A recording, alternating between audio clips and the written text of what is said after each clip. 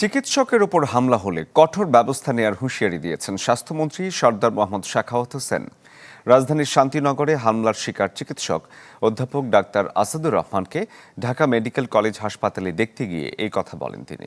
মন্ত্রী জানান, হামলার ঘটনায় ইতিমধ্যে দুজনকে গ্রেপ্তার করা হয়েছে, অন্যদের গ্রেপ্তারে অভিযান চলছে। হামলার পর যারা চিকিৎসককে আবারও হুমকি দিচ্ছেন তাদের বিরুদ্ধেও ব্যবস্থা নেওয়া হবে। অধ্যাপক ডাক্তার আসাদুর রহমানের ওপর হামলার প্রতিবাদে এবং চিকিৎসকদের নিরাপত্তা ও হামলাকারীদের দৃষ্টান্তমূলক শাস্তির দাবিতে শনিবার দুপুরে ঢাকা মেডিকেল কলেজ হাসপাতালে মানববন্ধনের আয়োজন করা হয়।